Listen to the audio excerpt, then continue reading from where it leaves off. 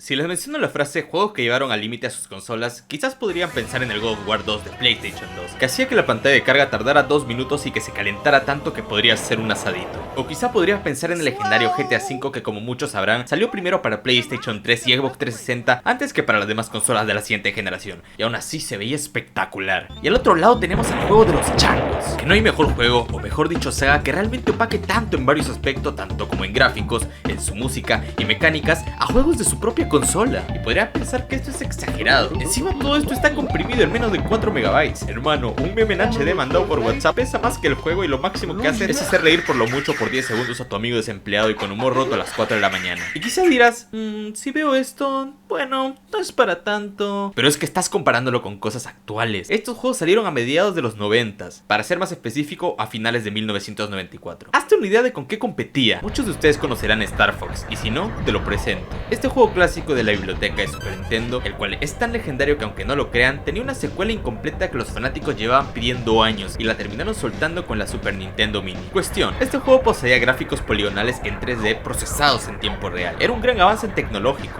algo que no se había visto antes en alguna consola de 16 bits. Además, su cartucho contaba con un chip que le permitía procesar en 3D, pero aún así, ¿alcanzó la belleza estética de este? Otro uso de gráficos en 3D memorables es el jefe final de Mega Man X2, que también utilizaron gráficos tridimensionales para hacer la cabeza del pelón, que literalmente se llama Sigma, que da vueltas y se mueve. ¿Cómo lo mueve esa muchachota? Claro que en su época debe haber sido algo muy loco, ya que ver en 3D algo en una consola que solo maneja gráficos en 2D debe haber sido toda una experiencia. Para nosotros quizá no es la gran cosa, ya que estamos acostumbrados a verlos hasta en la sopa, pero en esa época, imaginen, era realmente innovador. Además, esto también tenía un chip moderno llamado Super FX para poder procesar gráficos en 3D. Pero ¿cómo comprimieron todo ese contenido en tan poco espacio? Pero ¿qué pasa si te digo que los gráficos de estos realmente no estaban en 3D? Así es, Rare, la empresa desarrolladora, utilizó una técnica muy innovadora que logró engañarnos a todos, incluyendo a varios desarrolladores. También ni hablar de la música, que parece hecha por los mismísimos dioses.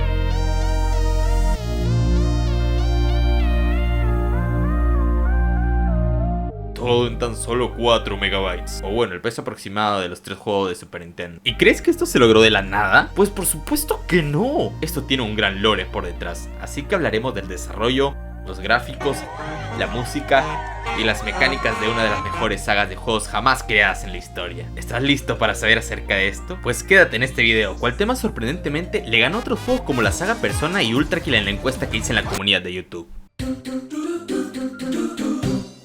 No podemos hablar del desarrollo sin antes mencionar a Rare, la empresa británica cuya sede se encontraba en un pequeño pueblo llamado Twycross, espero pronunciarlo bien. La famosa empresa que desarrolló esta saga y que también crearon juegos legendarios como el mítico Battletoads, el que es considerado como uno de los juegos más complicados de la historia y también es el motivo por el que los ojos de Donkey se ven así.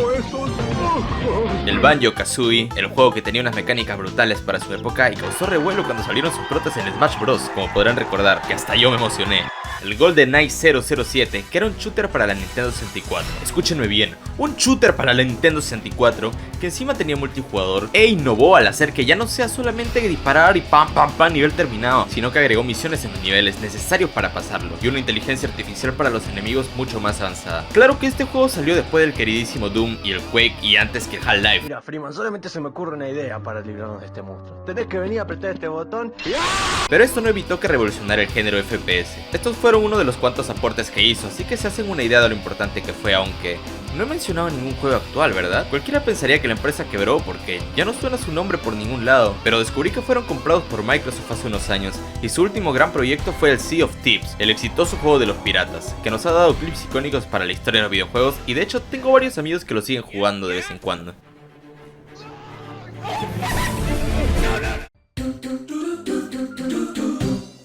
Ahora les contaré la historia. Era el año 1985 y un par de hermanos llamados Tim y Chris Stamper, los cuales anteriormente tenían un equipo de juegos para PC, crearon una empresa para dedicarse al desarrollo de videojuegos de videoconsolas, un mercado que estaba creciendo de manera significativa en Japón, así que fundaron Rare. Estos intentaron asociarse a la gran N, pero todos sus esfuerzos fueron en vano, por lo que Chris, uno de los hermanos, luego de estudiar el hardware de la Nintendo clásica junto al equipo, llegaron a demostrar que era posible aplicar ingeniería inversa a esta consola, y al conocer la consola al derecha y al revés, conocer toda su potencia y enviar varios varias demos, sin siquiera pensarlo, Mineru Arakawa les concedió la licencia de empresa desarrolladora, convirtiéndolos así en la primera desarrolladora occidental importante en Nintendo, haciendo más de 60 juegos para la NES, como la versión original de Battletoads que les mencioné hace un momento. ¿A poco no estaban bien chistosos esos sapos? A ver, es que ya era evidente que tenían mucho talento. Un equipo que era tan bueno, es mejor tenerlo como aliado que como enemigo. Y como si de un anime se tratara, en esa época tenían un enemigo mucho más grande, que cada vez ocupaba mucho más territorio. Cierta empresa dueña del famoso erizo azul era cada vez más popular en su última consola, la increíble Mega Drive. Había sacado su último juego, el querido Sonic 3. Y del otro lado tenemos al Mario Bros 3, que era el plataformero por excelencia de esa época. Pero os pongo en el contexto. Era el año 1994 y Sega había sacado el Sonic 3, aunque para ese entonces el equipo de Rare quería competir con el juego de Aladdin que había salido para la Mega Drive, el cual tenía gráficos hechos por los mismos animadores de Disney, los cuales eran tan buenos para la época que parecía una animación sacada de la misma serie, además de que llevaba la consola a su límite. Quizá para nosotros es cosa de todos los días, pero para los niños de esa época era tan fluido como si estuvieran viendo la serie, así que háganse una idea. Y tengo que aclararlo porque de verdad hay personas que genuinamente los comparan con los juegos actuales, como si no estuviéramos hablando con 30 años de diferencia. En fin, el equipo de Rare estaba experimentando, por así decirlo, con Silicon Graphics Inc., o por sus siglas SGI, no confundir con CGI. Esta era una compañía estadounidense especializada en la tecnología de gráficos computarizados, siendo líder tanto como para el cine, la animación y el diseño, cuya tecnología fue utilizada para darle vida a los dinosaurios de Jurassic Park de 1993 y al robot malo de Terminator 2. Por supuesto, ¡qué peliculón! Hasta la vista, baby. Y estarás sospechando. Sí, utilizaron esta tecnología para el juego de los monitas, pero luego les hablaré de eso cuando toquemos los gráficos, ¿está bien? Al final todo siempre está conectado, hasta con Terminator. En fin, los hermanos están experimentando con gráficos en 3D pre-renderizados, esto mientras se preguntaban si es que podía ser posible hacer un juego utilizándolos, algo que en esa época y para esa consola parecía absurdamente imposible. De hecho, había cierto grupo de empleados de Rare que pensaban que estaban trabajando para un juego de la Nintendo 64, la cual se acercaba. Todo era un caro experimento que no hubiera salido a la luz hasta que Howard Lincoln, conocido por ser presidente de Nintendo de los Estados Unidos en esa época y haberse tanqueado mucho más tarde la demanda de Universal Studios porque supuestamente Donkey Kong era un plagio de King Kong, y ganar la demanda, fue de viajecito a Europa, donde descubrió estos experimentos en los cuales Tim Stamper, uno de los hermanos, inspirado por el clásico Mortal Kombat, el cual como gráficos tenía videos reales digitalizados que puedes ver en pantalla ahora mismo, sorprendió de tal manera a este hombre que llevó la demo a Hiroshi Yamauchi, el presidente de Nintendo, que quedó igual de asombrado. Se dio cuenta de que tenían el potencial para competir hasta con consolas de 32 bits que se avecinaban, como la PlayStation 1 y la Sega Saturn. Así que en vez de simplemente desarrollar un personaje nuevo para el juego, el presidente le propuso utilizar la licencia de un viejo y legendario personaje de los juegos de arcade.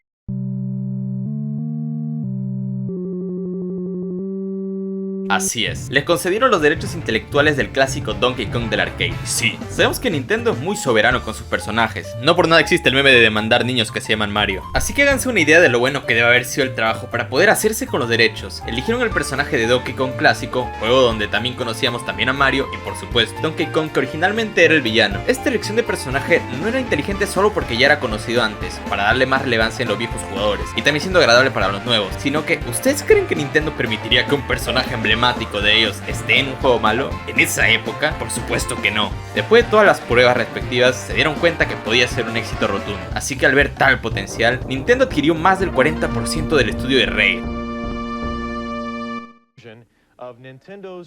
Así fue como al salir a la luz, este juego logró vender 9 millones de copias en todo el mundo, convirtiéndose en uno de los más vendidos de la Super Nintendo, y se volvió un éxito inmediato que además logró hacer que la Super Nintendo compitiera con consolas nuevas como la PlayStation 1 y la Sega Saturn, que salieron esa misma Navidad. Imagínense eso, un juego de una generación anterior luchando al mismo nivel con consolas con menos limitaciones, y siendo una hazaña tecnológica, no solo porque llevó al hardware al límite con los gráficos, que si bien lo mencionamos mucho, no es lo único brutal, sino que también tenía una banda sonora envidiable, compuesta principalmente por David White, y una jugabilidad fresquita que, a pesar de estar inspirada por el Mario Bros 3, que era el juego de plataformas por excelencia en esa época, personalmente creo que lo superó. Y así también luego dándonos una secuela brillante con nuevas mecánicas y nueva ambientación, que personalmente es mi favorito de los tres. Y un tercer juego que, si bien no fue un rotundo éxito comercial debido a que salió cuando ya había salido la Nintendo 64, siguió manteniendo la esencia de la saga, música muy buena y el mapa era más interactivo. Y ustedes se preguntarán, ¿cómo hicieron estos apartados? Hablaremos a detalle en cada uno de los factores que hicieron grande esta saga.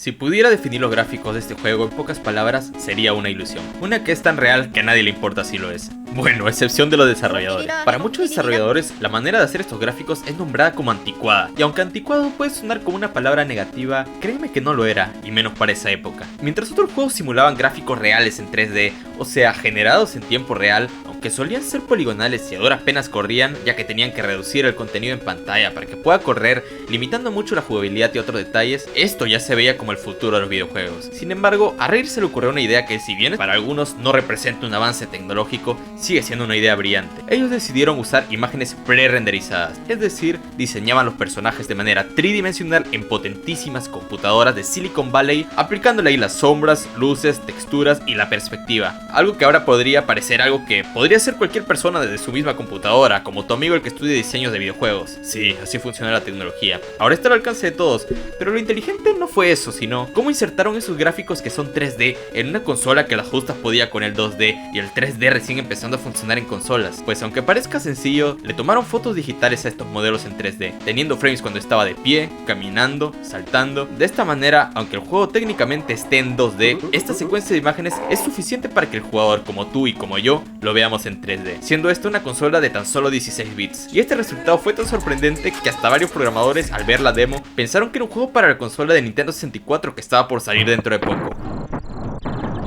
Los gráficos son espectaculares, pero ¿se acuerdan de la primera vez que jugaron y vieron cómo se hacía de día en algunos niveles? Aquí viene el siguiente punto.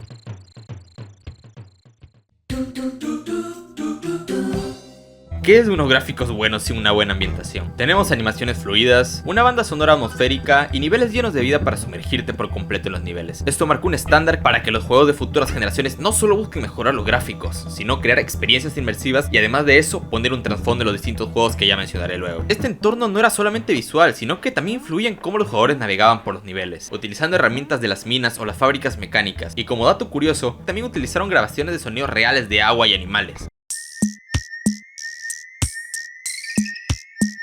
Por supuesto que esto complementaba absolutamente los gráficos. Todo este balance perfecto entre lo realista y lo estilizado fue una gran influencia para juegos como Rayman y el queridísimo Crash Bandicoot. En el primer juego nos introducen a México. Mentira, nos introducen a lo salvaje y tropical, principalmente una temática de selva y natural, incluyendo cuevas y arrecifes, océanos. Esta tiene una paleta de colores vibrantes y esto fusionado al estilo pre-renderizado acentuaron perfectamente la belleza de la naturaleza. Además, cada área parecía viva gracias al uso de luces, sombras y detalles como las hojas que caen o el agua ondulante. Aprendan de eso, ahora que es la tendencia a hacer que todo se vea borroncito. Con que me vaya unos 10 FPS, estamos finos, a ver qué pasa. En el segundo juego se cambió radicalmente el tono del juego a algo mucho más siniestro, peligroso y void. Barcos piratas, pantanos brumosos, castillos, volcanes y por supuesto, esto no sería nada sin la paleta de colores que es mucho más apagada que la del primer juego, dando un ambiente mucho más misterioso y retador. Además, había niveles que tenían niebla dinámica, que era algo impresionante para la Super Nintendo. Hasta el segundo nivel del juego ya te introducía estos nuevos detalles como diciéndote: ¿ves esto? ¿Quieres verme hacerlo otra vez? Claro que esto introdujo una narrativa mucho más elaborada y un mundo con una atmósfera única, y que para mí es la obra maestra de los tres juegos. Además de que tiene el soundtrack más aclamado de estos, compuesto por David Wise, con temas como Sticker Bush Symphony, que le dieron una atmósfera emocional al juego y que todo esto en conjunto inspiró a otros juegos a tomar ambientaciones más maduras y profundas. Y no puedo esperar a hablar sobre el soundtrack.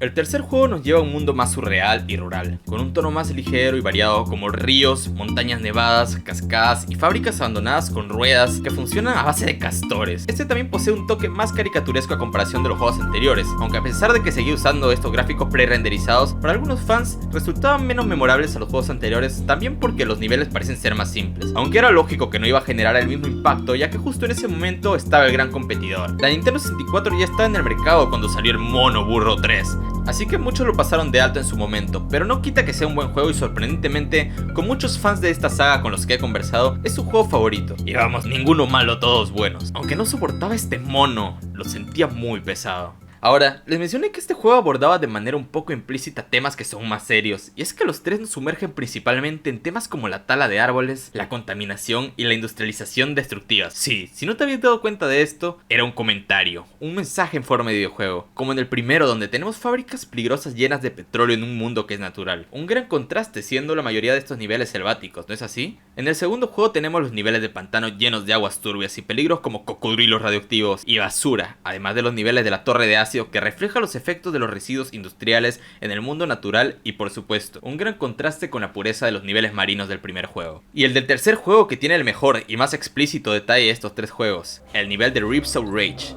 que quizá muchos de ustedes recordarán más que los anteriores por lo impactante que resulta jugarlo por primera vez. Un nivel en el que hay una sierra gigante persiguiéndonos y cortando los árboles constantemente, a lo largo del bosque, mientras además del sonido de la sierra, nos acompaña una melodía espeluznante y sutil con un sonido de viento. ¿Se dan cuenta de estos pequeños mensajes? No es solamente hacer un videojuego en el que terminas un nivel complicado y avanzas sin más. Es un videojuego que te da un mensaje, y lo más importante es que es positivo. De niño lo disfrutas, pero cuando creces te das cuenta de cuánto cariño le agregaron a estos niveles, y quizá tiene mucho que ver con que la empresa haya estado principalmente en un territorio campestre. Así que cuidan el mundo. Es el único lugar en el que hay monos, café y frijoles ejemplares.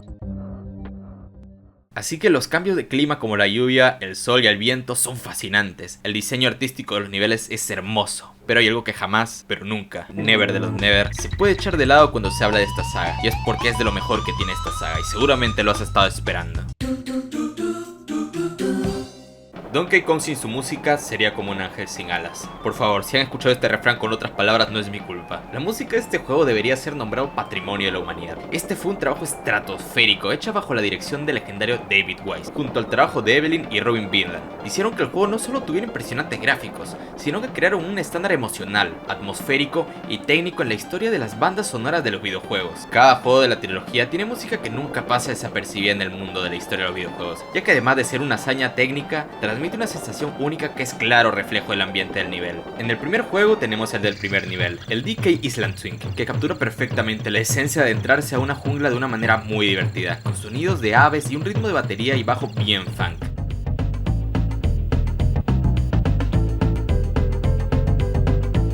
Para que luego se vuelva un swing ultra sabroso.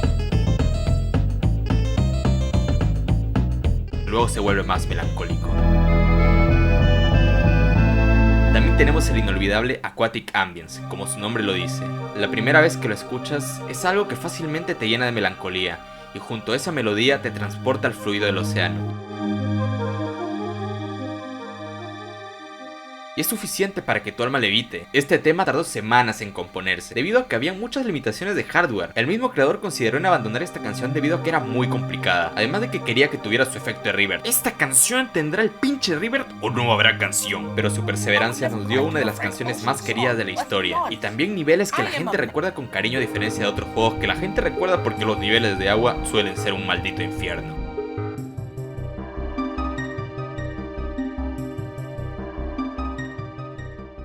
Otra de mis favoritas es la de los niveles de las fábricas, llamado Fear Factory.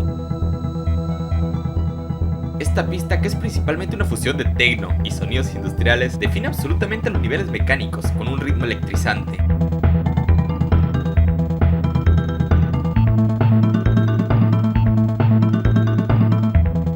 Y tan solo escuchen esto, qué efectos de sonido tan bestiales.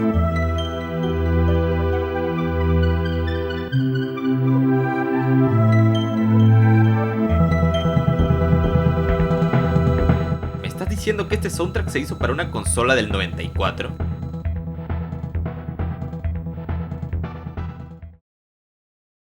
En el segundo juego tenemos al Sticker Brush Symphony, una obra maestra sin antecedentes, que encajó sorprendentemente bien en un nivel de púas y rompecabezas.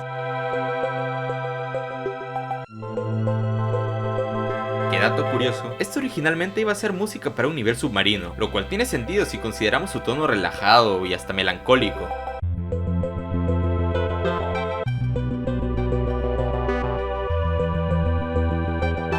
Sorprendentemente, el contraste del estrés de evitar púas mortales y la serenidad de la música crea una experiencia única, que parece invitarte a relajarte y enfrentar un reto difícil.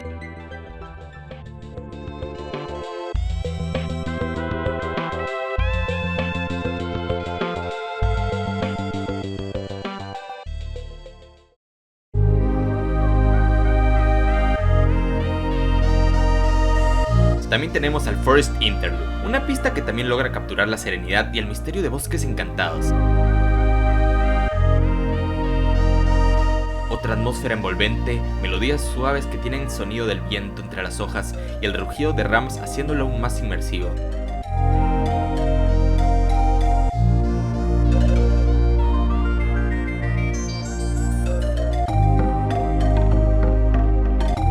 Aunque esta suena en los niveles más desafiantes, sigue transmitiendo un sentido de aventura y exploración que junto a su melancolía acompaña a la perfección el tono más oscuro y maduro del juego.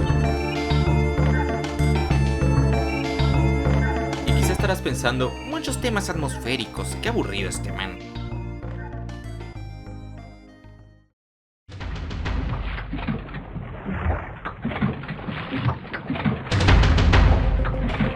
Uno de mis favoritos de esta saga es la del nivel submarino llamado Loggia Saga, que es uno de los más frenéticos e intensos del juego. Y este podría llegar hasta ser banda sonora de una película.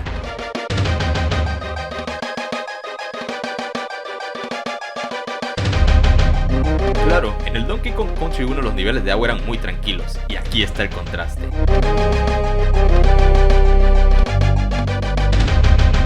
Estos diseños mucho más agresivos, los niveles de agua no siempre tienen que ser tranquilos. Un dato curioso es que este tema utiliza uno de los canales de sonido del Super Nintendo únicamente para la percusión, dándole un ritmo más marcado que resalta incluso en las secuencias más caóticas y se siente como si el agua estuviera empujándote hacia adelante. Además usa el lick y sonidos de cuerdas muy brutales. Un chef kiss para este tema, que ojalá en un futuro pueda coberear. Otro de mis temas favoritos de este juego es Hot Hit Bob, un poco infravalorado. Y a pesar de que Wise podría haber hecho un tema frenético al ser un nivel de lava, optó por hacer una pieza tranquila, casi hipnótica, con sintetizadores profundos y reverberantes para simular el calor y el flujo de la lava.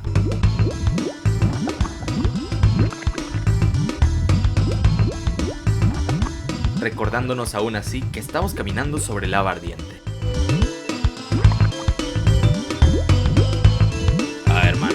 Este segundo de la canción para mí es de lo más bello que se han podido crear en el juego. Cómo quisiera poder expresar la belleza de esta parte de la canción, en la que pasa esta melodía a ser la principal y genera un vacío difícil de explicar junto a una percusión muy brutal.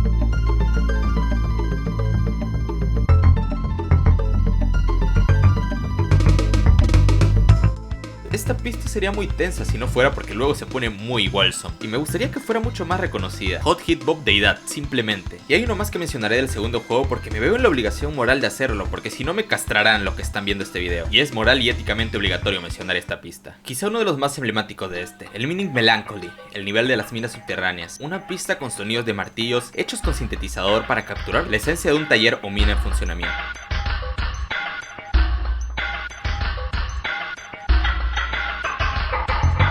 Wise mencionó que intentó transmitir con esta pista una sensación de tristeza subterránea, como si las minas fueran un testimonio de un pasado olvidado, y definitivamente lo logró.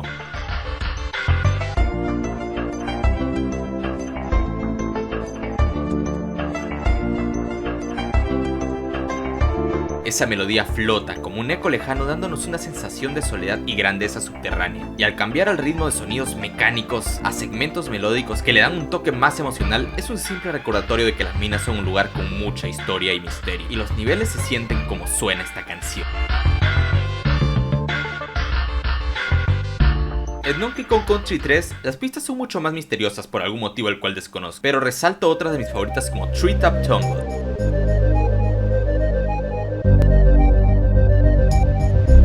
¿Se acuerdan que hace un momento les mencioné sobre el nivel en el que cortaban los árboles en los que avanzábamos? No me vas a decir que esta melodía no se siente oscura y atmosférica, con un ritmo constante que nos mantiene cautelosos.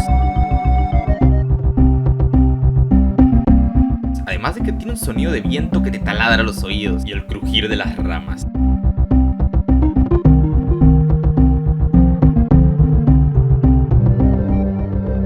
Si alguna vez jugaste este nivel, es posible que escuches el sonido de la sierra, aunque por supuesto todo es producto de tu imaginación.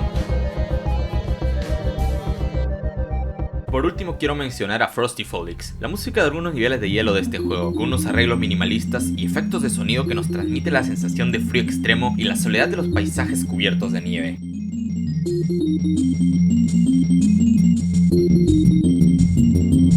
Al mismo tiempo que vemos al cielo despejarse, representa la cautela que necesitas, del peligro en el que un pequeño resbalón podría ser fatal. Esta canción es un susurro al alma con una melodía cristalizada que evoca una pura belleza y la crudeza de este paisaje helado. No está de más mencionar que las canciones de este juego están hechas principalmente por Evelyn Fisher, así que méritos para ella por haber hecho estas pistas que no tienen nada que envidiar a las de David Wayne.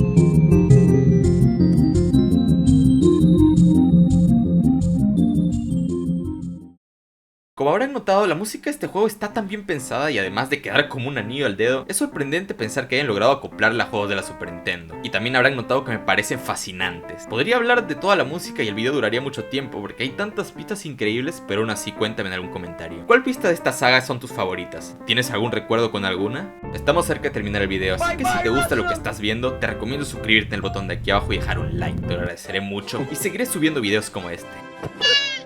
¿Estás listo?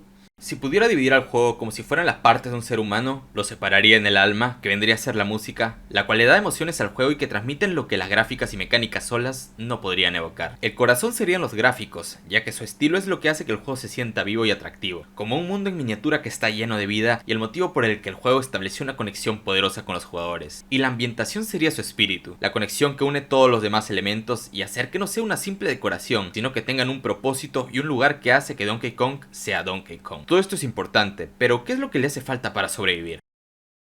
Así es, el cuerpo del juego.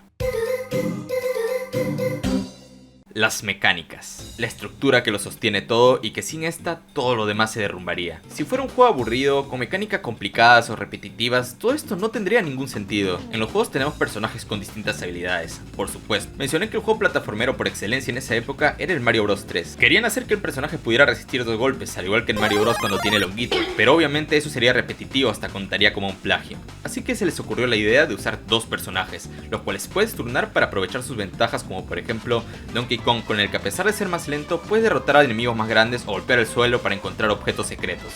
Bueno, esto último no lo usé mucho. Mientras que con Diddy, ya no puedo decir que me gusta Diddy en público porque todos me miran mal. Diddy Kong, este mono cabrón es ágil y nos permite hacer saltos precisos, y el primer nivel del juego es una perfecta introducción de las mecánicas de esto. ¿A cuántos no nos ha pasado que hasta encontramos la sala secreta por accidente en el primer nivel? Es un secreto colocado de tal manera que sea fácil de encontrar y no necesitemos una explicación para entender que hay secretos en el juego. Por supuesto que en el segundo juego la mecánica cambió con Dixie Kong, que nos permitía bajar lentamente gracias a sus mechones y era un game changer muy divertido. Además de que teníamos la increíble habilidad de agarrar a nuestro compañero y lanzarlo al vacío y lanzarlo a la lava y a lanzarlo a todos lados. Bueno, obviamente esta mecánica fue hecha para que podamos cambiar de personaje a nuestra necesidad para cuando se necesitara, y esto nos da una sensación de trabajo en equipo. Esta saga también premia la curiosidad del jugador con barriles escondidos en los niveles que tienen minijuegos con recompensas. ¿Cómo olvidar la típica música que sonaba en estos niveles, o también los globos de vida extra o las monedas Kong? El juego es, por así decirlo, semiabierto, ya que puedes volver por secretos y más, pero en el tercero todo esto se amplió, dándole un enfoque más grande a la exploración y dándonos un medio de transporte para viajar por el mapa. Además de que los niveles que interactuaban con el mapa y la temática, como por ejemplo los que te daban iluminación limitada y tenías que depender de barriles dispersos por el nivel, o los niveles de las minas donde tenías que presionar botones para mantener dormidos a los cocodrilos, hasta el nivel de los carritos que eran complicados para mí cuando era un niño. También recuerden las mascotas, por así decirles, a los animales que podías montar como el rinoceronte, la araña o el pez espada. Y algo que no mencioné en todo el video hasta ahora fueron los jefes. Estos en su mayoría tenían fases cambiantes, o sea, tenían cambios en sus patrones y ataques, haciendo que cada lucha sea más impredecible que en la anterior. Además que muchos de estos aprovechaban el entorno en el que se encontraban las batallas, donde hay obstáculos, barriles o más que le permitían al jugador usar a su favor para conseguir ventaja. Y esto viene con la capacidad del jugador y su uso del timing, ya que no solo era necesario que el jugador evitara los ataques, sino que también los devuelva en momentos específicos. Y no olvidemos al papucho King K. Rool, que es tan querido que llegó a salir en Smash Bros.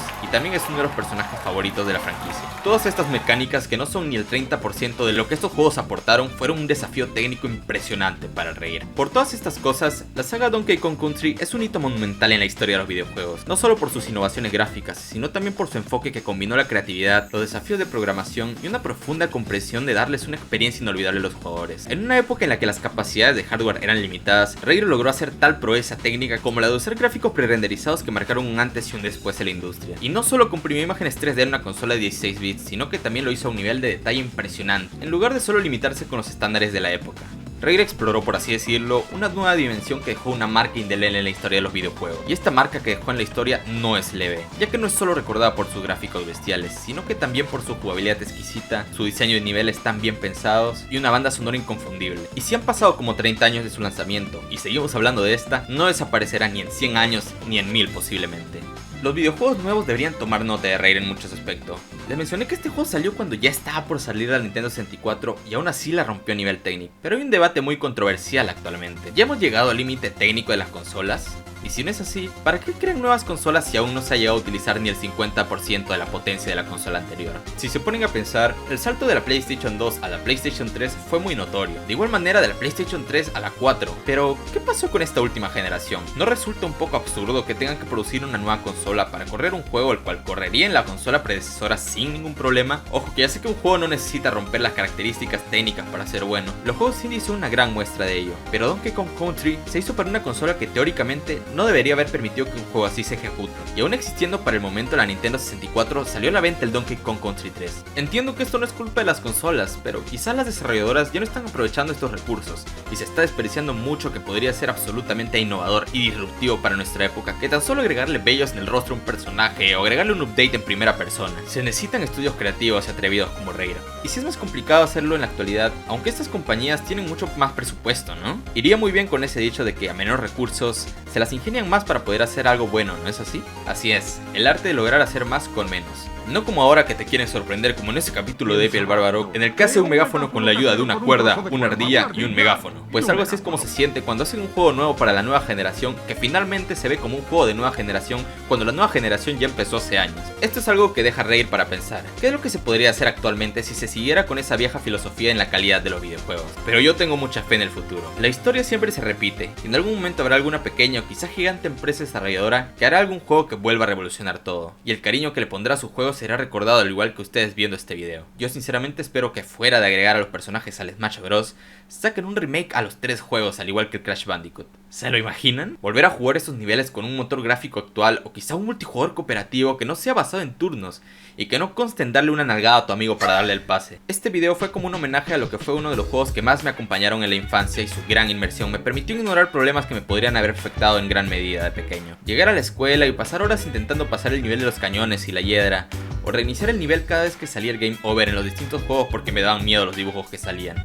Esta ha sido la historia de uno de los mejores personajes de Super Nintendo y sus juegos. Le he puesto mucho cariño para que personas que quizás son tan aficionadas a los videojuegos como yo puedan disfrutarlo. Y cómo no, si llegaste aquí, eres un frijol ejemplar. Y déjamelo saberlo en los comentarios. Espero que les haya gustado este video. Y si es así, por favor, te invito a suscribirte a mi canal donde hablo sobre este tipo de cosas, unirte al servidor de Discord y seguirme en las redes sociales que están en la descripción. Y coméntame de qué te gustaría que hablara en un próximo video. Eso ha sido todo de mi parte. Que tengan